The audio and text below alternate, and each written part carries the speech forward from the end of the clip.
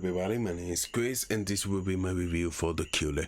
Now, The Killer is a dark and sleek thriller featuring a protagonist of highly questionable morals. The Killer, played by Michael Fassbender, is an assassin for hire going about his work. He has many names in this film, but his real name remains unknown.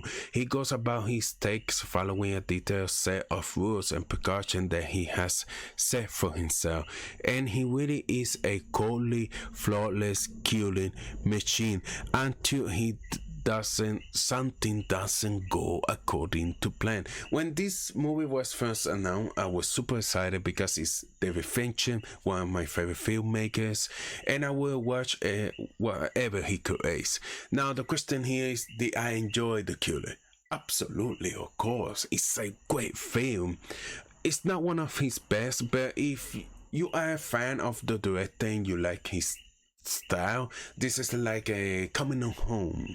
A lot of it is very calm and mature, though it never loses the underlying sense of tension and danger that's present in most of Fincher's movies.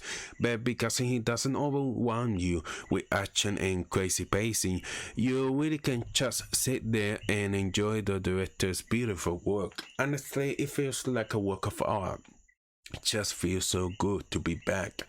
Like, here's the cool title sequence, and it's stunningly, though it's surprisingly short.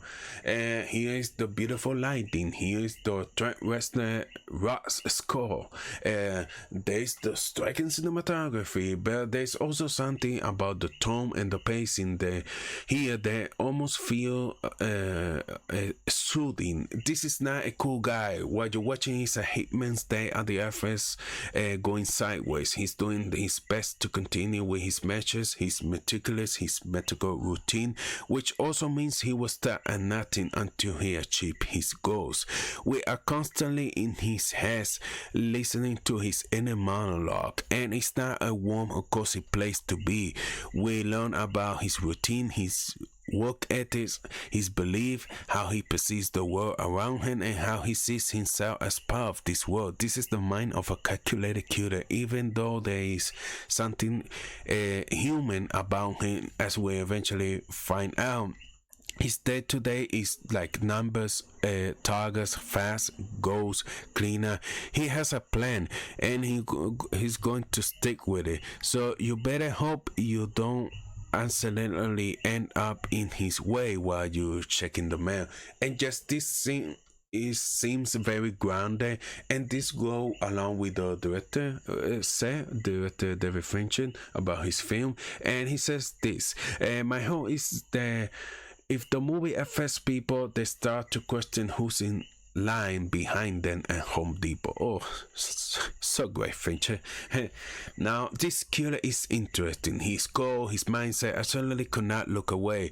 The point is, we're following this guy on his quest, and as he goes from one location to another, but as he has those one-on-one interaction with the people he's on the mission to play, like to kill, we see how differently those interactions unfold, how differently people react when faced with imminent death. And of course, Michael Fassbender is perfect in this role. What a comeback. I really hope he continues to make movies, even though he's clearly very selective about his projects these days. And speaking of the cast, I had to mention Tilda Swinton.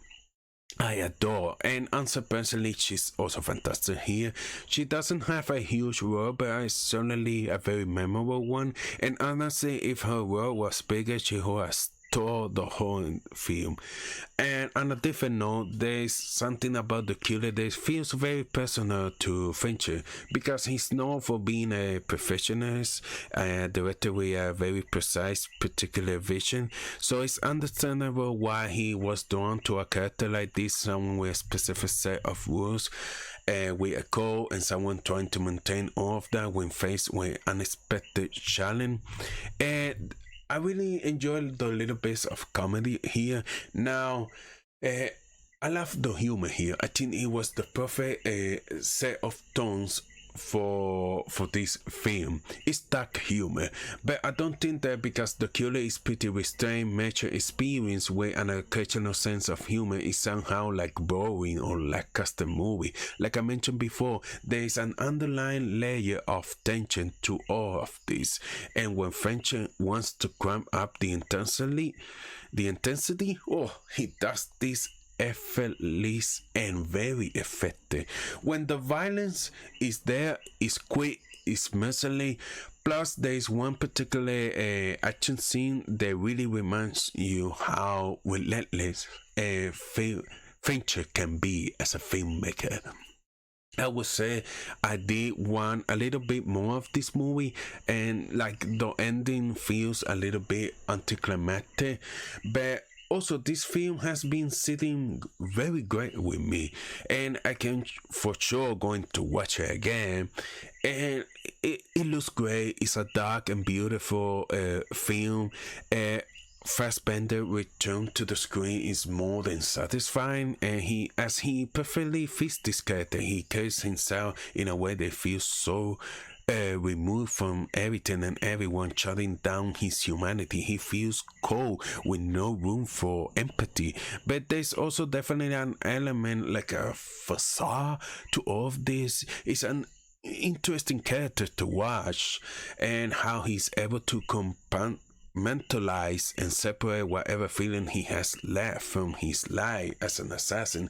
It's a fantastic film, and the tension is always there underneath the surface, with Fincher patiently waiting to escalate things, and he does that so beautifully. And it's a very uh, it's a very great film. It's one of my favorite films of this year, so I highly recommend it. I mean, it's a drama, but I mean the action where it does happen is like perfect. The tension is excellent, and the directing by David Fincher is top notch. And also Michael Fassbender here, his performance here is just so captivating to watch, and you can now see it on Netflix, so highly recommend you go and watch this. I hope he gets the love at the awards circuit, because it deserves to be. I think it can get a couple of nominations, so I'm rooting for this one. So I hope you enjoyed this video, and if you like it, hit the like button, consider subscribe to the channel, and thank you for watching. I'll see you guys there. Bye bye.